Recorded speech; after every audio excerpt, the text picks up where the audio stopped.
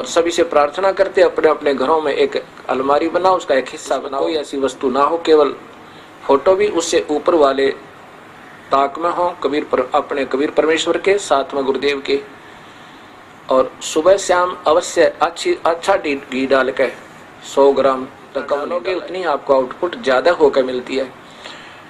ये हवन, तीसरी यज्ञ हवन की और चौथी यज्ञ परिणाम।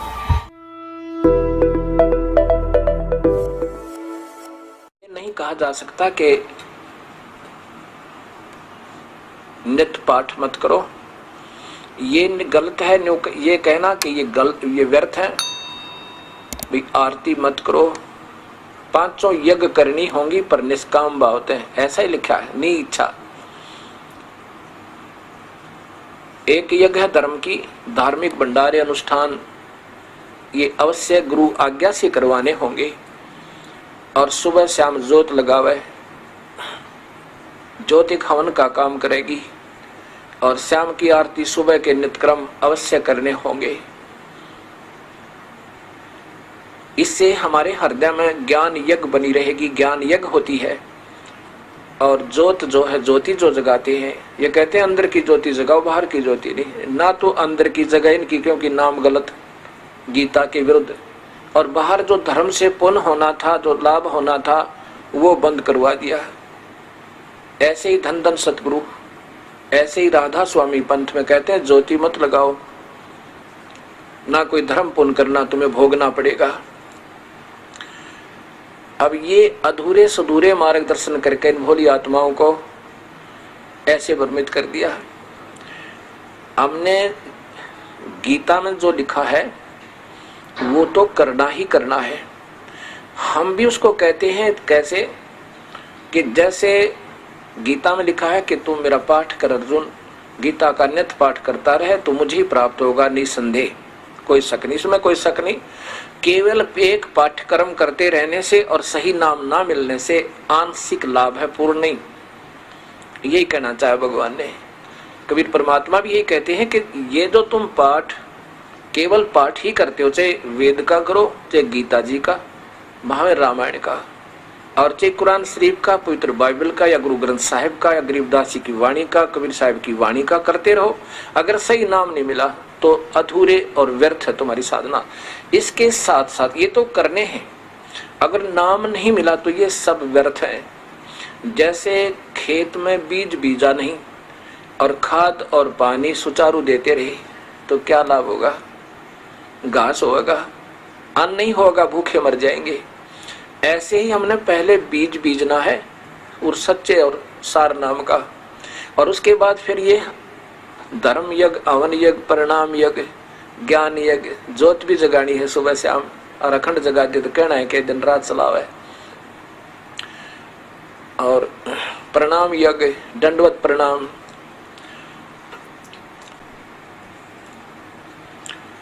मूर्ति अवश्य रखनी अपने घर पे, मूर्ति की पूजा नहीं सत्कार करना है।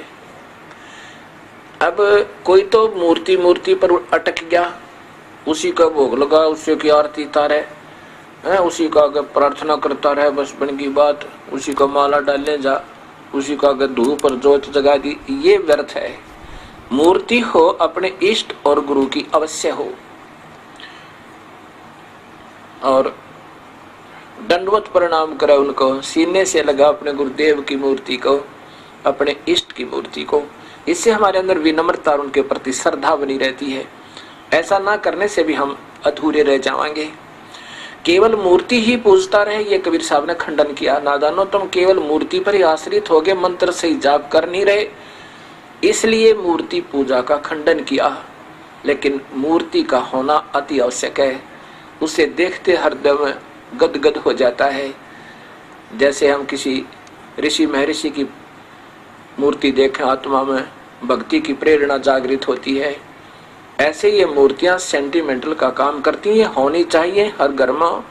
मंदिर में, घर मंदिर अपना एक कोने में मंदिर बना लो, एक अलमारी में, उसके एक ताक में, एक हिस्से में अपना मंदिर बनावे, मूर्ति रखा अपने गुरुदेव की, अपने इष्ट देव की, क्योंकि इष्ट देव की पूजा अवश्य होनी चाहिए, उसकी मूर्ति भी होनी चाहिए। जैसे कबीर साहब हम सबका इष्ट है, और ब्रह्मा विष्णु महेश के पिता निरंजन ज्योत निरंजन काल भगवान गीता में जो कहता है उसका भी इष्ट है। 18वें अध्याय का 64वां श्लोक निष्पक्ष भाव से फिर दोबारा सोल्यूशन करके देखो उसको। तो हम सबका इष्ट देव तो कबीर परमेश्वर है, उसी की मूर्ति, और साथ में वो गुरुदेव जो सच्चा नाम देता उनकी मूर्ति अवश्य घर में हो, और फिर ज्योत लगावे। धूप जरूरी नहीं है, धूप तो केवल धुआं धुआं करती है। हवन का काम घी न करना, और हवन अवश्य करना, ये भी यज्ञ। 5 यज्ञ करते हैं हम। एक यज्ञ है धर्म की, या इस आश्रम के अंदर हर महीने हजारों की संख्या में, कोई हजारों की संख्या में भक्त आत्मा आते हैं, और यहाँ पर उनके भोजन की व्यवस्था फ्री मुफ्त होती है, कबीर परमात्मा की कृपा से। और ये धर्म यज्ञ हो गया। प्रत्येक पूर्णिमासी को 3 दिन का एक पाठ चलता है गुरु ग्रंथ साहिब का, गरीबदास जी की वाणी का, जो कबीर साहिब की महिमा का, और जिसमें 4 वेद, 18 पुराण, उपनिषद, गीता, महाभारत, रामायण और सभी कुरान, पुराण, बाइबल सभी का सामूहिक ज्ञान, और पूर्ण परमात्मा का और सुख संवेद का, यानी वो सामूहिक ही उसके अंदर सारा ही पाठ हो जाता है। 3 दिन में वो पूरा हो जाता है, और 3 दिन तक अखंड ज्योत जगती है। यहाँ पर भक्त आत्मा अपना अखंड पाठ करवाते हैं। जितने भी पाठ होते हैं, जैसे कभी 100 हो जाते हैं, कभी 125 हो जाते हैं, उनके नाना अलग अलग से, उनकी अलग से ज्योति 3 दिन जगती रहती है। वो हवन होता है, और 120 ज्योतियां जहाँ पर जगह, 140 ज्योतियां जगह 3 दिन के अंदर लगभग 1.5 क्विंटल घी का हवन हो जाता है, देसी घी का, और उनको सबको लाभ मिलता है। तो ऐसे 500 यज्ञ करते हैं हम। एक यज्ञ है धर्म की, दूसरी यज्ञ है ध्यान। ध्यान यज्ञ ऐसे नहीं आंखें बंद करके समाधि लगाओ। सहज समाधि क्या होती है ये बताते हैं। सहज समाधि और करते हठ योग से समाधि। सहज समाधि ऐसे होती है जैसे आप कहीं बाहर चले जाओ और जा चुके हो 1000 किलोमीटर, तब आपको याद आए कि मैंने 50,000 रुपये लोन लिया था और अलमारी में रख दिया तिजोरी में, और चलती दफा किराया जब निकालने लगा और अलमारी खुली छोड़ा, और फिर आप अपने जिस काम पर पहुंच चुके हो वहां से वापस जब तक नहीं आओगे, 1 दिन में, 2 दिन में, 4 दिन में, तब तक आपका ध्यान अलमारी से नहीं हट सकता है। परमात्मा, कहीं बच्चे बाहर चले जावें, कोई चोर ना घुस जावे, किसी बच्चे का हाथ लग जाए वो खराब ना कर दे, मुश्किल से गरीब आदमी ने लोन लिया है, कर्ज लिया है, आप वहां काम भी करते रहोगे, रिश्तेदारों से बात भी करते रहोगे, लेकिन आपका ध्यान वहां से हट नहीं सकता। पल पल में होगा, आँखों से पानी आने को हो जाएगा, दिल में कसक सी होगी, हे परमात्मा क्या होगा, हे दाता ठीक ठाक पावे। ये सहज समाधि है। हम आपको इतना योग्य कर देंगे, उस परम पिता के गुणों से परिचित करवा देंगे। कबीर परमात्मा कहता है आपकी सहज समाधि हटे नहीं माते। ये ध्यान है, ये ध्यान यज्ञ है, ये सहज समाधि कहलाती है। हठ योग करना ये समाधि नहीं है, ये तो हठ योग है, और ये गीता में मना किया हुआ है। अभी दिखाऊंगा आपको। एक यज्ञ है धर्म की, और दूसरी यज्ञ है ध्यान, तीसरी यज्ञ हवन की। एक ज्योत जलाते हम और सभी से प्रार्थना करते, अपने अपने घरों में एक अलमारी बनाओ, उसका एक हिस्सा बनाओ, उसको बिल्कुल वहाँ कोई कपड़ा वपड़ा ना रखे, कहीं ज्योति से आग ना लग जा, उसमें कोई ऐसी वस्तु ना हो, केवल फोटो भी उससे ऊपर वाले ताक में हो, अपने कबीर परमेश्वर के, साथ में गुरुदेव के। और सुबह शाम अवश्य अच्छा घी डाल के, 100 ग्राम तक कम नहीं डाला है, और ज्यादा डाल देता, जितना भी आप बीजोगे आप ही को देगा भगवान। ये तो आपकी आउटपुट है, जितना डालोगे उतनी आपको आउटपुट ज्यादा होकर मिलती है। ये हवन, तीसरी यज्ञ हवन की, और चौथी यज्ञ प्रणाम। गुरुदेव को दंडवत प्रणाम करें, और मूर्ति को सुबह उठते ही, मैं तो अपना भाव बताता हूँ, अपने गुरुदेव की, अपने इष्ट देव की मूर्ति जब दिखे अपने आप नतमस्तक सिर हो जाता है, डटा नहीं जाता और ऐसे दंडवत प्रणाम करता हूँ, ये पूजा नहीं होती। और यही हम, क्योंकि हम समझ नहीं पाते सतमार्ग को, तब तक हम एक को रिजेक्ट कर देते हैं, वो तो मूर्ति पूजा करते हैं, वो तो ऐसा करते हैं। पूजा क्या होती है? सत्कार कोई और चीज होता है, पूजा कोई और चीज होती है। पूजा जैसे पतिव्रता अपने पति की पूजा करती है, आदर सत्कार सबका करती है।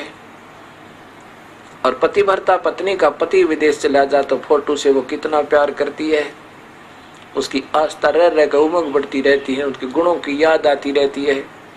ऐसे ही हमने मूर्ति अवश्य रखना चाहिए, लेकिन पूजा नहीं, सत्कार करे, अवश्य करे। और पांचवी यज्ञ है ज्ञान की। ज्ञान क्या होता है? सुबह हम पौन घंटा लगता है लगभग सुबह के नित्यनेम गरीबदास जी कबीर साहब की वाणी के आधार पर करते हैं। ये तो देखो प्रमाणित शास्त्र है, चाहे गीता का पाठ कर लो और वहां में गुरु ग्रंथ साहिब का पाठ कर लो, और चाहे कुरान का करो, बाइबल का करो। और ये ज्ञान यज्ञ कहलाती है, जिसका गीता जी में कहा कि तू मेरा पाठ करता रहेगा, गीता जी का पाठ करता रहेगा अर्जुन, तो तू मुझे ही मिलेगा। क्योंकि काल के जाल में रहेगा केवल पाठ करेगा तो, और सही नाम मिल के साथ भी करेगा, सही संत से नाम लेकर ओम नाम का भी अगर जाप करना है तो पूरे संत लेकर, इन और नामों का नहीं।